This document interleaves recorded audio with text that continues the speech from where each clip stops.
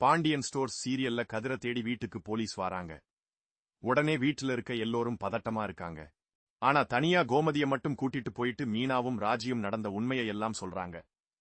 அந்த கண்ணனை ராஜி பார்த்தது, அவனை புடிச்சி போலீஸ் கிட்ட கொடுத்தது எல்லாமே சொல்றாங்க.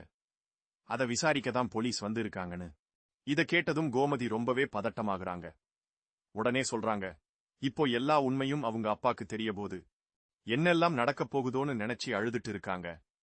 எப்படியே கோமதிய சமாளிச்சு மீனாவும் ராஜியும் வெளியே கூட்டிட்டு போறாங்க. சரியா அந்த இடத்துக்கு கதிரும் வந்துறாரு. வீட்டுக்கு வந்த போலீஸ் கிட்ட சக்திவேல் கதைக்கிறாரு, என்ன இந்த முறை பொண்ணு கேசானு. அதுக்கு செந்திலும், உங்களுக்கு தேவையில்லாத பேச்சு எல்லாம் வேணாம், உங்க வேலைய மட்டும் பாருங்கன்னு சொல்றாரு. உடனே போலீஸ் கிட்ட பாண்டியன் கேக்குறாரு என்ன விஷயம்னு. அப்போதான் ராஜி சொல்றாங்க, அத நான் சொல்றேன் மாமா.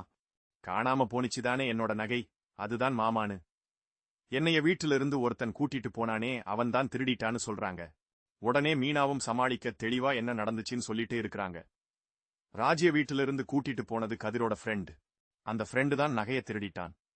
அதுக்குதான் ராஜியும் கதிரும் போலீஸ்ல கம்ப்ளைண்ட் கொடுத்து இருக்காங்கன்னு சமாளிக்கிறாங்க. உடனே எல்லாரையும் விசாரிக்கணும்னு பழனிவேல்ல மட்டும் விசாரிக்கிறாங்க. மற்றவங்க எல்லாம் வீட்டுக்குள் போயிறாங்க. வீட்டுக்குள்ள போனதும் பாண்டியன் ராஜி கிட்ட கேக்குறாரு, நீ சொல்றது எல்லாம் உண்மையானு. உடனே மீனாவும் ஆமா மாமா, பிரச்சனை வரக்கூடாதுன்னு தான் பொய் சொல்லிட்டு இருந்து இருக்காங்கன்னு. பாண்டியனும் கேக்குறாரு, இது எல்லாம் எப்போ நடந்துச்சுன்னு. அப்போ மீனா சொல்றாங்க, அன்னைக்கு ஒரு நாள் பேப்பர்ல போட்டோ ஒன்னு வந்துச்சு தெரியுமா மாமா, அது உண்மையிலேயே ராஜி தான் மாமான்னு சொல்றாங்க. இது எல்லாம் கேட்டு பாண்டியன் ரொம்பவே அதிர்ச்சி அடைறாரு. உடனே செந்தில் சொல்றாரு, மூச்சுக்கு 300 தடவை கதிர திருடன் திருடன் சொன்னாங்க தானே, அவங்க கிட்ட உண்மைய சொல்லணும்னு சொல்றாங்க. உடனே பாண்டியனும் போயிட்டு பக்கத்து வீட்டுக்காரவங்க கிட்ட சண்டை போட்டு கதிர் திருடன் இல்லன்னு சொல்றாங்க, அவரு மகன் திருடன் இல்லன்னு சொல்றாங்க. அதோட இன்றைக்கான எபிசோடு முடியுது.